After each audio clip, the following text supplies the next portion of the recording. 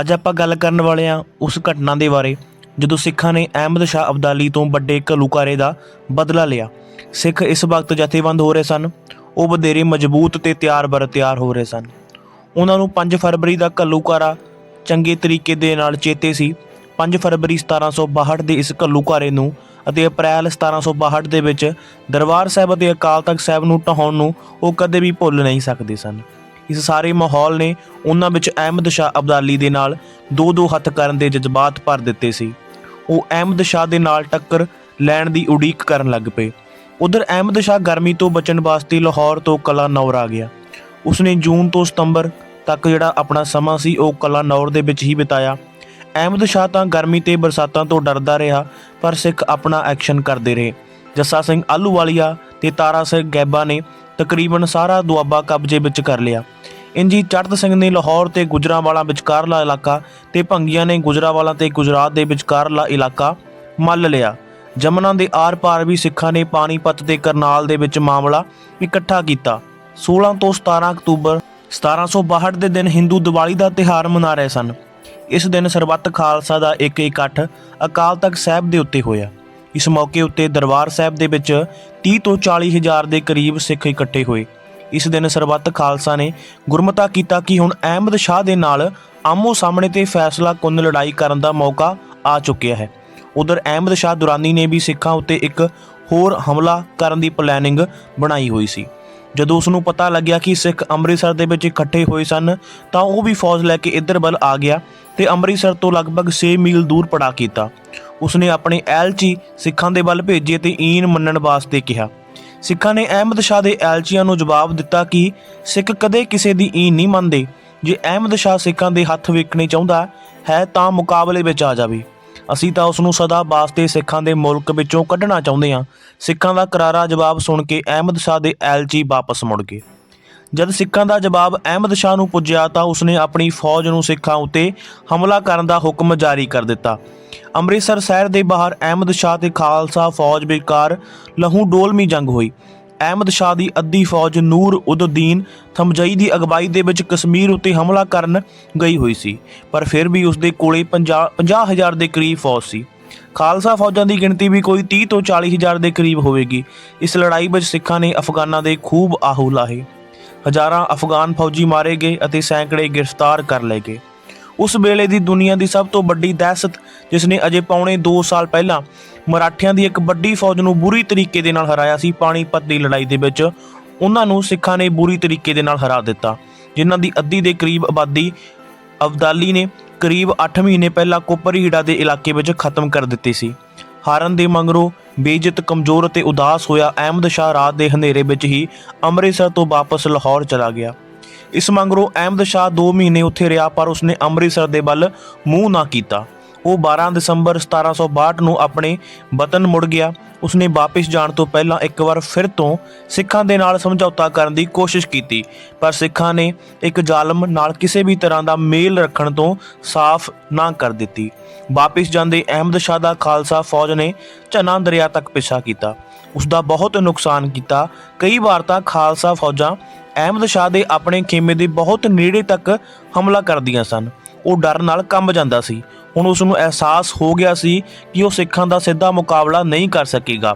ਜਦੋਂ ਅਹਿਮਦ ਸ਼ਾਹ ਵਾਪਸ ਮੁੜ ਗਿਆ ਤਾਂ ਜਾਣ ਤੋਂ ਪਹਿਲਾਂ ਉਹ ਸਰਹੰਦ ਵਿੱਚ ਜੈਨ ਖਾਨ, ਜਲੰਧਰ ਦੁਆਬ ਦੇ ਵਿੱਚ ਸਾਦਾਤ ਖਾਨ, ਪਹਾੜਾਂ ਵਿੱਚ ਘੁਮੰਡ ਚੰਦ ਕਟੌਚੀਆ, ਬਾਰੀ ਦੁਆਬ ਦੇ ਵਿੱਚ ਮੁਰਾਦ ਖਾਨ, ਰਚਨਾ ਦੁਆਬ ਦੇ ਵਿੱਚ ਜਹਾਨ ਖਾਨ, ਕਸ਼ਮੀਰ ਵਿੱਚ ਨੂਰ ਉਦ-ਦੀਨ ਥਮਜਈ ਤੇ ਲਾਹੌਰ ਵਿੱਚ ਇੱਕ ਹਿੰਦੂ ਕਾਬਲੀ ਮਲ ਨੂੰ ਸੂਬੇਦਾਰ ਬਣਾ ਗਿਆ। ਪਰ ਇਹਨਾਂ ਸਾਰਿਆਂ ਦੀ ਹਕੂਮਤ ਸਿਰਫ ਕਿਲਿਆਂ ਦੇ ਅੰਦਰ ਹੀ ਸੀ। ਪੰਜਾਬ ਦੇ ਵਿੱਚ ਉਹ ਖੁੱਲ੍ਹੇਆਮ ਘੁੰਮ ਨਹੀਂ ਸਕਦੇ ਸਨ। ਪੰਜਾਬ ਦੇ ਵਿੱਚ ਅਸਲ ਹਾਕਮ, ਅਸਲ ਰਾਜ ਸਿਰਫ ਤੇ ਸਿਰਫ ਸਿੱਖਾਂ ਦਾ ਹੀ ਸੀ। ਹੁਣ ਆਪਾਂ ਗੱਲ ਕਰਾਂਗੇ ਅਹਿਮਦ ਸ਼ਾਹ ਦੇ 7ਵੇਂ ਹਮਲੇ ਦੇ ਬਾਰੇ, ਜਿਹੜਾ ਕਿ ਉਹਨੇ ਸਿੱਖਾਂ ਦੇ ਖਿਲਾਫ ਜਹਾਦ ਦਾ ਨਾਂ ਲੈ ਕੇ ਪੰਜਾਬ ਦੇ ਉੱਤੇ ਸਿੱਖਾਂ ਦੇ ਉੱਤੇ ਹਮਲਾ ਕੀਤਾ ਸੀ। ਮਾਰਚ 1764 ਦੇ ਵਿੱਚ ਅਹਿਮਦ ਸ਼ਾਹ ਦੁਰਾਨੀ ਨੇ ਇੱਕ ਵਾਰ ਫਿਰ ਤੋਂ ਪੰਜਾਬ ਦੇ ਵੱਲ ਮੂੰਹ ਕਰ ਲਿਆ।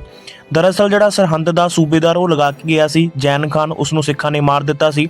ਉਸ ਦਾ ਚਾਚਾ ਸਰ ਬੁਲੰਦ ਖਾਨ ਨੂੰ ਮਹਾਰਾਜਾ ਰਣਜੀਤ ਸਿੰਘ ਦੇ ਦਾਦਾ ਸਰਦਾਰ ਚੜ੍ਹਤ ਸਿੰਘ ਨੇ ਰੋਹਤਾਸ ਦੇ ਕਿਲੇ ਵਿੱਚ ਕੈਦ ਕਰ ਲਿਆ ਸੀ। ਜਲੰਧਰ ਤੋਂ ਸਦਾਤ ਖਾਨ ਨੂੰ ਸਿੱਖਾਂ ਨੇ ਕੱਢ ਦਿੱਤਾ ਸੀ ਤੇ ਲਾਹੌਰ ਵਿੱਚ ਕਾਬੁਲੀ ਮਲ ਦੀ ਹਾਰ ਹੋ ਚੁੱਕੀ ਸੀ। ਸਿਆਲਕੋਟ ਵਿੱਚ ਵੀ ਜਹਾਨ ਖਾਨ ਦੀ ਹਾਰ ਹੋਈ ਸੀ ਤੇ ਪੰਜਾਬ ਦੇ ਵਿੱਚੋਂ ਅਫਗਾਨ ਹਕੂਮਤ ਦੇ ਖਾਤਮੇ ਦਾ ਅਹਿਮਦ ਸ਼ਾਹ ਅਬਦਾਲੀ ਨੂੰ ਬੜਾ ਦੁੱਖ ਸੀ।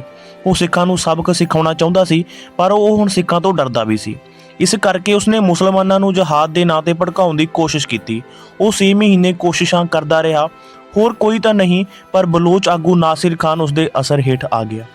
ਅਖੀਰ 18,000 ਦੁਰਾਨੀ ਤੇ 12,000 ਬਲੋਚੀ ਫੌਜ ਲੈ ਕੇ ਅਹਿਮਦ ਸ਼ਾਹ ਅਕਤੂਬਰ 1764 ਦੇ ਵਿੱਚ ਪੰਜਾਬ ਨੂੰ ਚੱਲ ਪਿਆ। ਦੋਵੇਂ ਫੌਜਾਂ ਅਹਿਮਦਾਬਾਦ ਦੇ ਕੋਲੇ ਇਕੱਠੀਆਂ ਹੋਈਆਂ। ਇਸ ਵੇਲੇ ਪੰਜਾਬ ਵਿੱਚ ਬਹੁਤੀਆਂ ਸਿੱਖ ਫੌਜਾਂ ਮੌਜੂਦ ਨਹੀਂ ਸਨ। ਜੱਸਾ ਸਿੰਘ 15,000 ਫੌਜ ਲੈ ਕੇ ਭਾਰਤਪੁਰ ਦੇ ਜਾਟ ਰਾਜੇ ਜਵਾਹਰ ਸਿੰਘ ਦੀ ਮਦਦ ਵਾਸਤੇ ਗਏ ਹੋਏ ਸੀ ਤੇ ਚੜ੍ਹਤ ਸਿੰਘ ਉਸ ਵੇਲੇ ਸਿਆਲਕੋਟ ਵਿੱਚ ਹਾਜ਼ਰ ਸਨ। ਜਦ ਚੜ੍ਹਤ ਸਿੰਘ ਨੂੰ ਅਹਿਮਦ ਸ਼ਾਹ ਦੇ ਆਉਣ ਦਾ ਪਤਾ ਲੱਗਿਆ ਤਾਂ ਉਹ ਉਸ ਦੇ ਨਾਲ ਦੋ ਹੱਥ ਕਰਨ ਦੇ ਲਈ ਲਾਹੌਰ ਵੱਲ ਨੂੰ ਚੱਲ ਪਏ। ਇਹ ਗੱਲ ਨਵੰਬਰ 1764 ਦੇ ਆਖਰੀ ਹਫ਼ਤੇ ਦੀ ਹੈ। ਇਸ ਦੌਰਾਨ ਚੜ੍ਹਤ ਸਿੰਘ ਨੂੰ ਅਹਿਮਦ ਸ਼ਾਹ ਦੀਆਂ ਫੌਜਾਂ ਦੀ ਸੂਹ ਮਿਲ ਗਈ। ਉਸਨੇ ਅਚਾਨਕ ਉਹਨਾਂ ਉੱਤੇ ਹਮਲਾ ਕਰ ਦਿੱਤਾ। ਇਸ ਅਚਾਨਕ ਹਮਲੇ ਵਿੱਚ ਅਹਿਮਦ ਸ਼ਾਹ ਦਾ ਇੱਕ ਜਰਨੈਲ ਅਹਿਮਦ ਖਾਨ ਬਲੀਦੀ ਤੇ ਉਸਦਾ ਪੁੱਤਰ ਮਾਰੇ ਗਏ ਤੇ ਬਲੋਚ ਆਗੂ ਨਾਸਿਰ ਖਾਨ ਦਾ ਘੋੜਾ ਮਾਰਿਆ ਗਿਆ ਤੇ ਉਹ ਆਪ ਵੀ ਜ਼ਖਮੀ ਹੋ ਗਿਆ। ਇਸ ਮਗਰੋਂ ਬੰਦੂਕਾਂ, ਤੀਰਾਂ ਤੇ ਤਲਵਾਰਾਂ ਦੀ ਖੂਬ ਜੰਗ ਹੋਈ ਜੋ ਹਨੇਰਾ ਪੈਣ ਤੱਕ ਚੱਲਦੀ ਰਹੀ। ਇਸ ਵਾਰ ਵੀ ਅਹਿਮਦ ਸ਼ਾਹ ਦੀ ਫੌਜ ਦਾ ਜਾਨ ਮਾਲ ਦਾ ਬੜਾ ਨੁਕਸਾਨ ਹੋਇਆ। ਇਸ ਹਮਲੇ ਦੇ ਦੌਰਾਨ ਲੁੱਟਮਾਰ ਕਰਦਾ ਹੋਇਆ ਅਹਿਮਦ ਸ਼ਾਹ ਅੰਮ੍ਰਿਤਸਰ ਵੱਲ ਦੇ ਵੀ ਗਿਆ। 1 ਦਸੰਬਰ 1764 ਨੂੰ ਜਦੋਂ ਅੰਮ੍ਰਿਤਸਰ ਸਾਹਿਬ ਪੁੱਜਿਆ ਤਾਂ ਸਿਰਫ 30 ਸਿੱਖ ਅਕਾਲ ਤਖਤ ਸਾਹਿਬ ਦੇ ਨਾਲ ਦੇ ਬੁੰਗੇ ਵਿੱਚ ਹਾਜ਼ਰ ਸਨ, ਜੋ ਤਖਤ ਸਾਹਿਬ ਅਤੇ ਹਰਮੰਦਰ ਸਾਹਿਬ ਦੀ ਸੇਵਾ ਸੰਭਾਲ ਵਾਸਤੇ ਮੌਜੂਦ ਸੀ। ਉਸ ਵੇਲੇ ਅਹਿਮਦ ਸ਼ਾਹ ਦੇ ਨਾਲ 30,000 ਫੌਜੀ ਸਨ। ਜਦੋਂ ਅਹਿਮਦ ਸ਼ਾਹ ਦੀਆਂ ਫੌਜਾਂ ਨੇ ਦਰਬਾਰ ਸਾਹਿਬ ਦੇ ਵਿੱਚ ਦਾਖਲ ਹੋਣ ਦੀ ਕੋਸ਼ਿਸ਼ ਕੀਤੀ ਤਾਂ ਸਿੱਖਾਂ ਨੇ ਇਹਨਾਂ ਨੂੰ ਰੋਕਿਆ। ਇਹਨਾਂ ਨੇ ਸਿੱਖਾਂ ਨੂੰ ਵੇਖ ਕੇ ਉਹਨਾਂ ਉੱਤੇ ਹਮਲਾ ਕਰ ਦਿੱਤਾ। ਬਾਬਾ ਗੁਰਬਖਸ਼ ਸਿੰਘ ਦੀ ਅਗਵਾਈ ਦੇ ਵਿੱਚ 30 ਸਿੱਖ, 30,000 ਅਫਗਾਨ ਤੇ ਬਲੋਚ ਫੌਜਾਂ ਦੀ ਆਮੋ ਸਾਹਮਣੀ ਲੜਾਈ ਹੋਈ, ਜਿਸ ਵਿੱਚ ਸਿੱਖ ਜਾਨ ਤੋੜ ਕੇ ਲੜੇ। ਸਾਰੇ 30 ਦੇ 30 ਸਿੰਘ ਸੈਂਕੜੇ ਅਫਗਾਨਾਂ ਤੇ ਬਲੋਚਾਂ ਨੂੰ ਮਾਰਨ ਦੇ ਮਗਰੋਂ ਸ਼ਹੀਦ ਹੋ ਗਏ। ਅਹਿਮਦ ਸ਼ਾਹ ਦੇ ਨਾਲ ਆਏ ਇੱਕ ਬਲੋਚੀ ਤਾਰੀਖਦਾਨ ਕਾਜੀ ਨੂਰ ਮੁਹੰਮਦ ਨੇ ਇਸ ਲੜਾਈ ਦਾ ਬਿਆਨ ਕਰਦੇ ਲਿਖਿਆ ਹੈ ਕਿ ਉਹ ਸਿਰਫ 30 ਸਨ, ਪਰ ਉਹਨਾਂ ਦੇ ਦਿਲ ਵਿੱਚ ਜਰਾ ਜਿੰਨਾ ਵੀ ਡਰ ਨਹੀਂ ਸੀ। ਉਹ ਗੁਰੂ ਵਾਸਤੇ ਜਾਨਾਂ ਵਾਰਨ ਦੇ ਲਈ ਡਟੇ ਹੋਏ ਸਨ। ਉਹ ਸ਼ੇਰ ਦੀ ਤਰ੍ਹਾਂ ਆਉਂਦੇ ਸਨ ਤੇ ਲੂੰਬੜ ਦੀ ਤਰ੍ਹਾਂ ਪਿੱਛੇ ਹਟ ਜਾਂਦੇ ਸੀ। ਜੇ ਕਿਸੇ ਨੇ ਲੜਾਈ ਦਾ ਹੁਨਰ ਸਿੱਖਣਾ ਹੋਵੇ ਤਾਂ ਉਹ ਸਿੱਖਾਂ ਦੇ ਨਾਲ ਆਮੋ ਸਾਹਮਣੇ ਲੜਾਈ ਕਰੇ। ਉਹ ਇੱਕ 50-50 ਜਿੰਨੇ ਸਨ। ਜੇ ਉਹ ਲੜਾਈ ਵਿੱਚ ਪਿੱਛੇ ਹਟਦੇ ਸਨ ਤਾਂ ਇਸ ਦਾ ਮਤਲਬ ਇਹ ਨਹੀਂ ਹੈ ਕਿ ਉਹ ਭੱਜ ਰਹੇ ਸਨ, ਇਹ ਤਾਂ ਉਹਨਾਂ ਦਾ ਇੱਕ ਪੈਂਤੜਾ ਹੀ ਹੁੰਦਾ ਹੈ। ਸੈਂਕੜੇ ਅਫਗਾਨਾਂ ਨੂੰ ਮਾਰਨ ਦੇ ਮਗਰੋਂ ਇਹ ਸਾਰੇ ਸਿੰਘ ਅਕਾਲ ਤਖਤ ਸਾਹਿਬ ਦੇ ਥੜਾ ਸਾਹਿਬ ਦੇ ਵਿਚਕਾਰ ਦਰਬਾਰ ਸਾਹਿਬ ਦੇ ਮੁੱਖ ਦਰਵਾਜ਼ੇ ਦੇ ਉੱਤੇ ਸ਼ਹੀਦ ਹੋ ਗਏ। ਅਹਿਮਦ ਸ਼ਾਹ ਦੇ 7ਵੇਂ ਹਮਲੇ ਵਿੱਚ ਸਿਰਫ ਅੰਮ੍ਰਿਤਸਰ ਦੀ ਇੱਕ ਆਮੋ ਸਾਹਮਣੀ ਲੜਾਈ ਤੋਂ ਸਿਵਾ ਅਹਿਮਦ ਸ਼ਾਹ ਤੇ ਖਾਲਸਾ ਫੌਜਾਂ ਵਿੱਚ ਕੋਈ ਹੋਰ ਵੱਡੀ ਟੱਕਰ ਨਹੀਂ ਹੋਈ। ਇਸ ਮਗਰੋਂ ਉਹ ਲਾਹੌਰ ਨੂੰ ਮੁੜ ਗਿਆ। ਇੱਥੇ ਉਸ ਨੂੰ ਪਤਾ ਲੱਗਿਆ ਕਿ ਉਸ ਦਾ ਸਾਥੀ ਨਜੀਬ ਉਦ-ਦੌਲਾ ਦਿੱਲੀ ਦੇ ਵਿੱਚ ਘਿਰਿਆ ਹੋਇਆ। ਉਸ ਦੀ ਮਦਦ ਕਰਨ ਵਾਸਤੇ ਅਹਿਮਦ ਸ਼ਾਹ ਸਰਹੰਦ ਦੇ ਵੱਲ ਚੱਲ ਪਿਆ। ਲਾਹੌਰ ਤੋਂ ਚੱਲ ਕੇ ਅਹਿਮਦ ਸ਼ਾਹ ਦਿੱਲੀ ਦੇ ਵੱਲ ਗਿਆ, ਪਰ ਉਹ ਪੰਜਾਬ ਦੇ ਵਿਚਕਾਰੋਂ ਜਰਨੈਲੀ ਸੜਕ ਤੋਂ ਜਾਣ ਦੀ ਬਜਾਏ ਹਰਗੋਬਿੰਦਪੁਰ ਨੇੜਿਓਂ ਬਿਆਸ ਦਰਿਆ ਪਾਰ ਕਰਕੇ ਬਜਵਾੜਾ, ਗੁਣਾ ਚੌਰ, ਰਾਹੋਂ, ਰੋਪੜ ਤੋਂ ਦਰਿਆ ਸਤਲੁਜ ਪਾਰ ਕਰਕੇ ਜਮਨਾ ਦਰਿਆ ਦੇ ਉਰਲੇ ਪਾਸੇ ਕੁੰਜਪੁਰੇ ਰਾਹੀਂ ਦਿੱਲੀ ਜਾਣਾ ਚਾਹੁੰਦਾ ਸੀ। ਇੰਜ ਉਸ ਨੂੰ ਇਹ ਫੈਸਲਾ ਤੈਅ ਕਰਨ ਦੇ ਵਿੱਚ 2 ਮਹੀਨੇ ਲੱਗ ਗਏ। ਦਰਅਸਲ ਉਹ ਸਿੱਖਾਂ ਦੇ ਨਾਲ ਟੱਕਰ ਲੈਣ ਤੋਂ ਗੁਰੇਜ਼ ਕਰਨਾ ਚਾਹੁੰਦਾ ਸੀ ਅਤੇ ਸਿੱਧਾ ਦਿੱਲੀ ਪੁੱਜਣਾ ਚਾਹੁੰਦਾ ਸੀ, ਪਰ ਇਸ ਦੇ ਬਾਵਜੂਦ ਅਹਿਮਦ ਸ਼ਾਹ ਦੀਆਂ ਫੌਜਾਂ ਨੂੰ ਸਿੱਖਾਂ ਦੇ ਨਾਲ ਕਈ ਵਾਰ ਟੱਕਰ ਲੈਣੀ ਪਈ। ਹੁਣ ਆਪਾਂ ਗੱਲ ਕਰਾਂਗੇ ਉਹਨਾਂ ਲੜਾਈਆਂ ਦੀ ਜਿਸ ਦੇ ਵਿੱਚ ਅਹਿਮਦ ਸ਼ਾਹ ਦੀਆਂ ਫੌਜਾਂ ਨੂੰ ਸਿੱਖਾਂ ਦੇ ਕੋਲੋਂ ਹਾਰ ਦਾ ਸਾਹਮਣਾ ਕਰਨਾ ਪਿਆ। ਪਹਿਲਾਂ ਗੱਲ ਕਰਾਂਗੇ ਜੰਡਿਆਲੇ ਦੀ ਲੜਾਈ ਦੀ। ਸਰਹੰਦ ਵਾਸਤੇ ਦੁਰਾਨੀ ਨੇ ਜੰਡਿਆਲੇ ਦਾ ਰਾਹ ਫੜਿਆ। ਇੱਥੇ ਉਹ ਆਪਣੇ ਸਭ ਤੋਂ ਵੱਡੇ ਟਾਊਟ ਹਰਭਗਤ ਨਿਰੰਜਣੀਏ ਨੂੰ ਮਿਲਣ ਵਾਸਤੇ ਜੰਡਿਆਲਾ ਨੂੰ ਗਿਆ। ਜੰਡਿਆਲਾ ਦਾਖਲ ਹੋਣ ਤੋਂ ਪਹਿਲਾਂ ਉਸ ਨੂੰ ਸਿੱਖਾਂ ਦੇ ਇੱਕ ਜੱਥੇ ਦੇ ਨਾਲ ਲੜਾਈ ਕਰਨੀ ਪਈ। ਇਸ ਲੜਾਈ ਦੇ ਵਿੱਚ ਅਫਗਾਨਾਂ ਦਾ ਬੜਾ ਨੁਕਸਾਨ ਹੋਇਆ। ਅਹਿਮਦ ਸ਼ਾਹ ਦੁਰਾਨੀ ਦਾ ਇੱਕ ਜਰਨੈਲ ਰਹੀਮ ਖਾਨ ਬਖਸ਼ੀ ਵੀ ਇਸ ਵਿੱਚ ਮਾਰਿਆ ਗਿਆ। ਹੁਣ ਆਪਾਂ ਗੱਲ ਕਰੀਏ ਬਟਾਲੇ ਦੀ ਲੜਾਈ ਦੀ। ਇਸ ਹਾਰ ਦੇ ਮਗਰੋਂ ਅਹਿਮਦ ਸ਼ਾਹ ਬਟਾਲਾ ਨੂੰ ਚੱਲ ਪਿਆ। ਜੰਡਿਆਲੇ ਦੀ ਹਾਰ ਨੇ ਉਸ ਨੂੰ ਬਹੁਤ ਡਰਾ ਦਿੱਤਾ ਸੀ। ਉਹ ਡਰਦਾ ਹੌਲੀ-ਹੌਲੀ ਚੱਲ ਰਿਹਾ ਸੀ। ਜੰਡਿਆਲੇ ਤੋਂ ਬਟਾਲੇ ਤੱਕ ਦਾ ਸਫ਼ਰ 50 ਕਿਲੋਮੀਟਰ ਦਾ ਉਸਨੇ 8 ਦਿਨਾਂ ਦੇ ਵਿੱਚ ਤੈਅ ਕੀਤਾ, ਪਰ ਅਹਿਮਦ ਸ਼ਾਹ ਦੀ ਨਮੋਸੀ ਉਦੋਂ ਹੋਰ ਵੱਧ ਗਈ ਜਦ ਇੱਥੇ ਵੀ ਸਿੱਖਾਂ ਨੇ ਉਸ ਨੂੰ ਘੇਰ ਲਿਆ ਤੇ ਹਮਲਾ ਕਰ ਦਿੱਤਾ। ਇਸ ਮੌਕੇ ਦੇ ਉੱਤੇ ਹੋਈ ਲੜਾਈ ਦੇ ਵਿੱਚ ਅਫਗਾਨਾਂ ਨੂੰ ਫਿਰ ਹਾਰ ਦਾ ਸਾਹਮਣਾ ਕਰਨਾ ਪਿਆ ਤੇ ਅਹਿਮਦ ਸ਼ਾਹ ਦਾ ਜਿਹੜਾ ਚਾਚਾ ਸੀ ਜਰਨੈਲ ਸਰਬੁਲੰਦ ਖਾਨ, ਉਹ ਵੀ ਬੁਰੀ ਤਰੀਕੇ ਦੇ ਨਾਲ ਜ਼ਖਮੀ ਹੋ ਗਿਆ। ਹੁਣ ਜੇ ਆਪਾਂ ਗੱਲ ਕਰੀਏ ਅਦੀਨਾ ਨਗਰ ਦੀ ਲੜਾਈ ਦੀ, ਹੁਣ ਅਹਿਮਦ ਸ਼ਾਹ ਨੇ ਮੈਦਾਨੀ ਇਲਾਕੇ ਵਿੱਚ ਜਾਣ ਦੀ ਬਜਾਏ ਪਹਾੜੀ ਰਸਤਾ ਫੜ ਲਿਆ। ਉਹ ਬਟਾਲਾ ਤੋਂ ਅਦੀਨਾ ਨਗਰ ਵੱਲ ਚੱਲ ਪਿਆ। ਅਦੀਨਾ ਨਗਰ ਦੇ ਵਿੱਚ ਸਿੱਖਾਂ ਨੇ ਉਸ ਉੱਤੇ ਫੇਰ ਹਮਲਾ ਕਰ ਦਿੱਤਾ, ਪਰ ਇਸ ਵਾਰ ਸਿੱਖਾਂ ਦਾ ਵੀ ਨੁਕਸਾਨ ਹੋਇਆ ਤੇ ਉਹ ਪਿੱਛੇ ਹਟ ਗਏ। ਗੁੱਸੇ ਵਿੱਚ ਆਏ ਅਹਿਮਦ ਸ਼ਾਹ ਨੇ ਅਫਗਾਨ ਫੌਜਾਂ ਨੂੰ ਲੁੱਟਮਾਰ ਕਰਨ ਦਾ ਹੁਕਮ ਦੇ ਦਿੱਤਾ। ਫੌਜਾਂ ਨੇ ਹਰ ਇੱਕ ਘਰ ਦੇ ਵਿੱਚ ਲੁੱਟਮਾਰ ਕੀਤੀ। ਰਿਆੜਕੀ ਦਾ ਇਹ ਇਲਾਕਾ ਕਮਾਦ, ਸ਼ੱਕਰ ਅਤੇ ਤਿਲਾਂ ਵਾਸਤੇ ਕਾਫੀ ਮਸ਼ਹੂਰ ਸੀ। ਅਫਗਾਨਾਂ ਨੇ ਤਿਲਾਂ ਤੇ ਸ਼ੱਕਰ ਗੁੜ ਦੀਆਂ ਪਿੰਨੀਆਂ ਬਣਾ ਕੇ ਰਜ ਖਾਧੀਆਂ ਤੇ ਇਲਾਕੇ ਦੀਆਂ ਬਹੁਤ ਸਾਰੀਆਂ ਗਊਆਂ ਮਾਰ ਕੇ ਗੋਸ਼ਤ ਦਾ ਮਜ਼ਾ ਵੀ ਲਿਆ। ਬਿਆਸ ਦੇ ਕੰਢੇ ਦੀ ਲੜਾਈ ਦੀ ਜੇ ਗੱਲ ਕਰੀਏ, ਅਦੀਨਾ ਨਗਰ ਤੋਂ ਅਫਗਾਨ ਫੌਜਾਂ ਨੇ ਦਰਿਆ ਬਿਆਸ ਪਾਰ ਕੀਤਾ ਤੇ ਦੁਆਬਾ ਵਿੱਚ ਦਾਖਲ ਹੋ ਗਈਆਂ। ਇੱਥੋਂ ਦੇ ਹਿੰਦੂ ਅਹਿਮਦ ਸ਼ਾਹ ਦੇ ਕਹਿਰ ਤੋਂ ਡਰਦੇ ਟੱਬਰਾਂ ਨੂੰ ਨਾਲ ਲੈ ਕੇ ਘਰ ਖਾਲੀ ਛੱਡ ਕੇ ਪਹਾੜਾਂ ਵੱਲ ਨੂੰ ਨਿਕਲ ਗਏ। 17 ਜਨਵਰੀ 1765 ਦੇ ਦਿਨ ਅਹਿਮਦ ਸ਼ਾਹ ਬਜਵਾੜਾ, ਜਿਸ ਨੂੰ ਆਪਾਂ ਹੁਸ਼ਿਆਰਪੁਰ ਕਹਿ ਦਿੰਦੇ ਹਾਂ, ਉੱਥੇ ਸੀ। ਸਿੱਖਾਂ ਨੇ ਇੱਥੇ ਵੀ ਅਫਗਾਨਾਂ ਦਾ ਪਿੱਛਾ ਨਾ ਛੱਡਿਆ। ਉਹਨਾਂ ਨੇ ਅਫਗਾਨ ਫੌਜਾਂ ਉੱਤੇ ਗੁਰੀਲਾ ਵਾਰ ਕਰਨੇ ਸ਼ੁਰੂ ਕਰ ਦਿੱਤੇ। ਸਿੱਖ ਕਈ ਵਾਰ ਮੈਦਾਨ ਛੱਡ ਕੇ ਦੌੜੇ।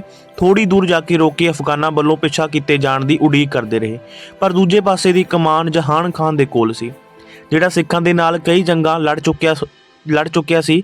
ਤਾਂ ਕਰਕੇ ਉਸ ਨੂੰ ਸਿੱਖਾਂ ਦੀ ਲੜਾਈ ਲੜਨ ਦੇ ਤੌਰ ਤਰੀਕੇ ਉਸ ਨੂੰ ਪਤਾ ਸੀ। ਉਸਨੇ ਸਿੱਖਾਂ ਦਾ ਪਿੱਛਾ ਨਾ ਕੀਤਾ ਤੇ ਆਪਣੇ ਮੋਰਚੇ ਦੇ ਉੱਤੇ ਖੜਾ ਰਿਹਾ, ਲੜਦਾ ਰਿਹਾ। ਇੰਝ ਸਿੱਖਾਂ ਨੇ ਕਈ ਵਾਰ ਕੋਸ਼ਿਸ਼ ਕੀਤੀ, ਪਰ ਕਾਮਯਾਬ ਨਾ ਹੋਏ। ਅਖੀਰ ਹਨੇਰਾ ਪੈਣ ਉੱਤੇ ਇਹ ਲੜਾਈ ਰੁਕ ਗਈ।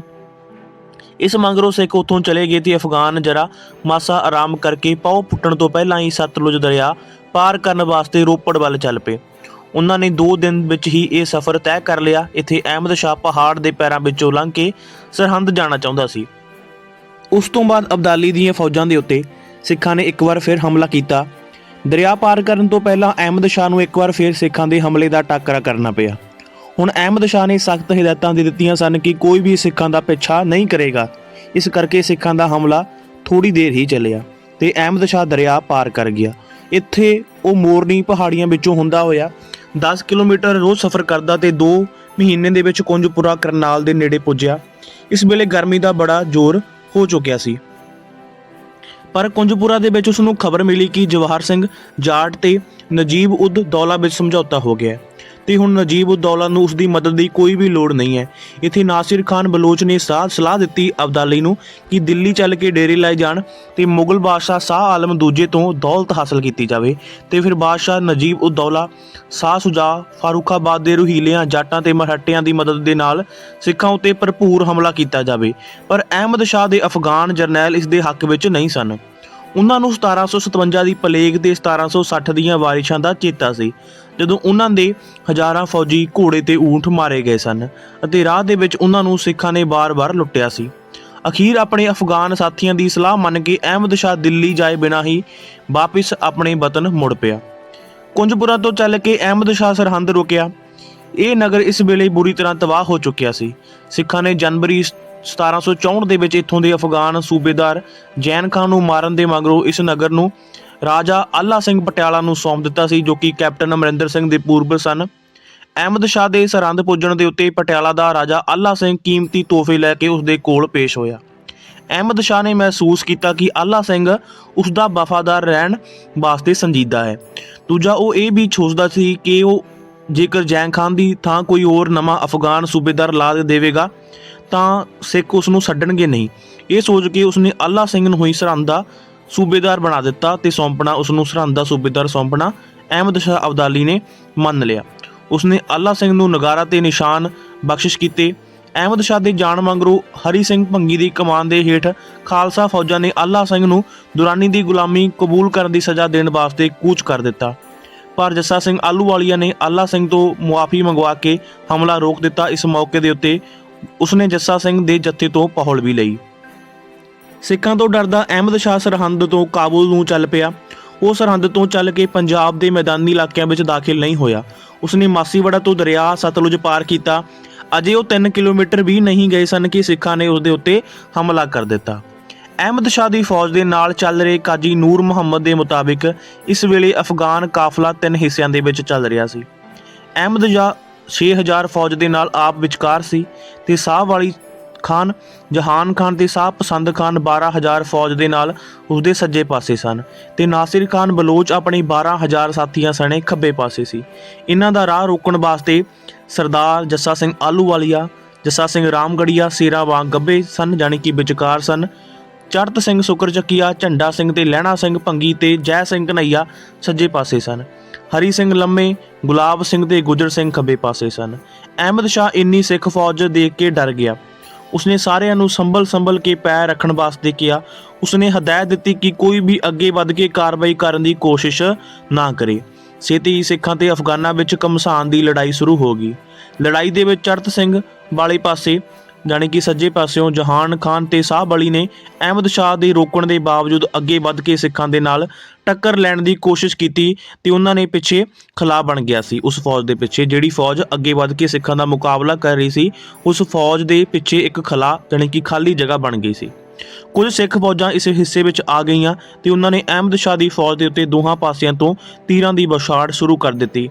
ਇਸ ਦੇ ਨਾਲ ਉਹਨਾਂ ਦਾ ਬੜਾ ਨੁਕਸਾਨ ਹੋਣ ਲੱਗ ਪਿਆ। ਇਹ ਵੇਖ ਕੇ ਨਾਸਿਰ ਖਾਨ ਬਲੋਚ ਉਸ ਪਾਸੇ ਵੱਲ ਵਧਿਆ।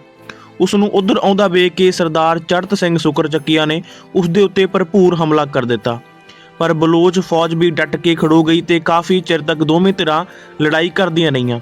ਹੁਣ ਸਿੱਖਾਂ ਨੇ ਆਪਣਾ ਪੁਰਾਣਾ ਤਰੀਕਾ ਵਰਤਿਆ ਤੇ ਉਹ ਮੈਦਾਨ ਵਿੱਚੋਂ ਨਿਕਲ ਪਏ। ਬਲੋਚੀ ਫੌਜ ਸਿੱਖਾਂ ਦਾ ਪੈਤੜਾ ਸਮਝ ਨਾ ਸਕੀ ਤੇ ਉਸਨੇ ਸਿੱਖਾਂ ਦਾ ਪਿੱਛਾ ਕੀਤਾ। ਜਦ ਸਿੱਖ ਕਾਫੀ ਦੂਰ ਨਿਕਲ ਚੁੱਕੇ ਸਨ ਤਾਂ ਉਹ ਰੁਕ ਗਏ ਤੇ ਇੱਕਦਮ ਪਿੱਛੇ ਮੁੜ ਕੇ ਬਲੋਚੀਆਂ ਦੇ ਉੱਤੇ ਹਮਲਾ ਕਰ ਦਿੱਤਾ। ਇਸ ਦੇ ਨਾਲ ਉਹਨਾਂ ਬਲੋਚਾਂ ਦਾ ਬੜਾ ਨੁਕਸਾਨ ਕੀਤਾ, ਪਰ ਉਹ ਵਾਪਿਸ ਦੌੜ ਗਏ ਅਤੇ ਅਖੀਰ ਅਹਿਮਦ ਸ਼ਾਹ ਦੀ ਬਾਕੀ ਫੌਜ ਦੇ ਨਾਲ ਬਲੋਚ ਸੈਨਿਕ ਜਿਹੜੇ ਕਿ ਸਿੱਖਾਂ ਦੇ ਪਿੱਛੇ ਗਏ ਸਨ ਉਹ ਜਾ ਰਲੇ। ਹੁਣ ਫਿਰ ਦੋਹਾਂ ਧਿਰਾਂ ਵਿੱਚ ਜ਼ਬਰਦਸਤ ਜੰਗ ਹੋਈ ਜਿਹੜੀ ਹਨੇਰਾ ਪੈਣ ਤੱਕ ਚੱਲਦੀ ਰਹੀ। ਇਸ ਲੜਾਈ ਦੇ ਵਿੱਚ ਸੈਂਕੜੇ ਅਫਗਾਨ ਤੇ ਬਲੋਚ ਸਿਪਾਹੀ ਮਾਰੇ ਗਏ।